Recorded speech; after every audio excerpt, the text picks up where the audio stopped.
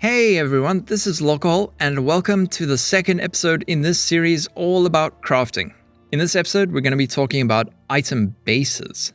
If you're an advanced player, a lot of this might seem basic, but I encourage you to stay and listen because I'd love to get some input from other knowledgeable players. Item bases. What is an item base? This is just any item with or without any modifiers that will be the starting point for almost all of our crafts. What's important to note is that not all bases are created equally. What do I mean by this?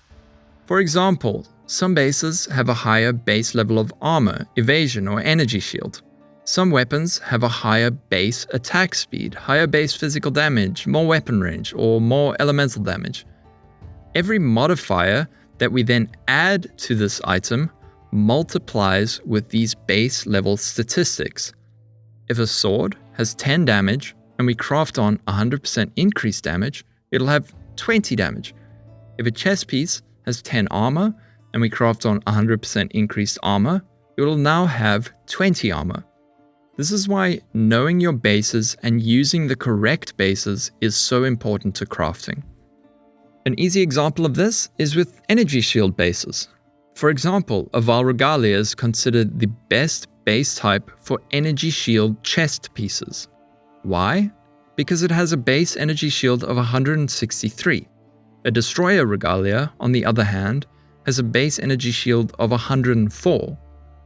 Every modifier that increases the energy shield by a percentage increases this base value.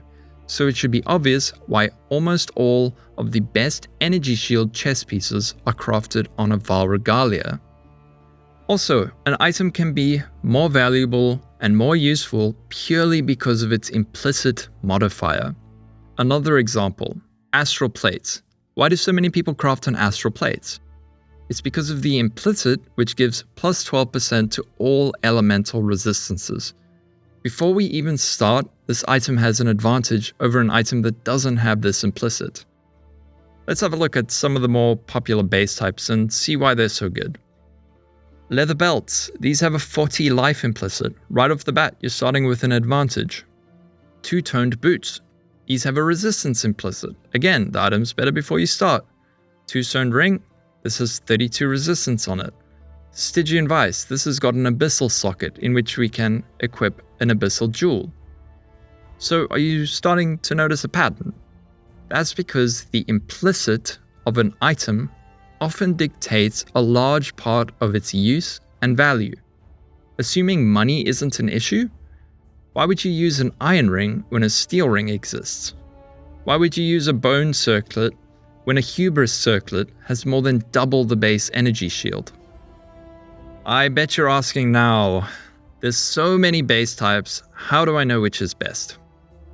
Well, this is going to take some time to learn, but you can go through PoE wiki to see all the base types and their pros and cons, but this will be overwhelming to read in just one go, so I doubt any of it will stick. What I suggest instead is to learn as you go. One trick you can do is to make your loot filter more strict.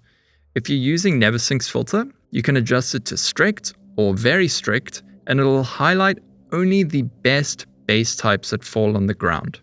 Just a note, this will hide some cheaper currency items and most rare items, but it's a good way to see which bases are considered better than others. You can also learn about bases as you begin to craft. Let's say you want to craft a shield with the highest amount of energy shield as possible. What you can do is pull up the shield section on PoE wiki. From here, you can scroll down and you'll notice that a titanium shield has the highest base energy shield, so you'd want to use that. Another thing you can do is to look at some mirror tier item threads. Mirror tier items are considered to be the best items crafted in the game. I'll link a few threads below so you can get an idea of the types of bases that people use for these types of high-end crafts.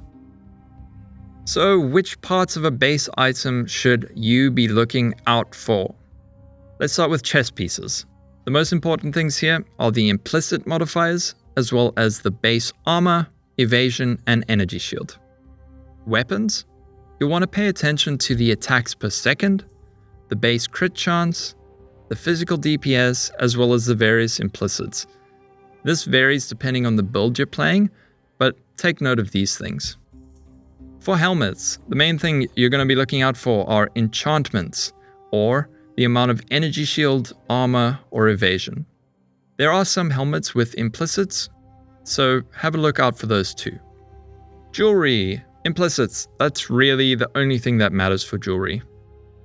Gloves and boots, you're going to be looking out for implicits and base energy shield, evasion, armor, as well as enchantments. Before we go, one other bit of information to take note of. Different items lean toward rolling different colored sockets. An energy shield base or an intelligence base rolls more toward blue sockets. In evasion, dexterity base rolls more green sockets, and an armor strength base rolls more red sockets. You can also get hybrid items, such as ones that add armor and energy shield.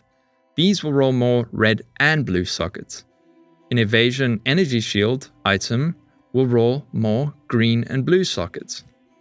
So if you're playing a build with mostly blue intelligence skill gems, it might not be a good idea to use an astral plate because getting blue sockets on this base will be much harder.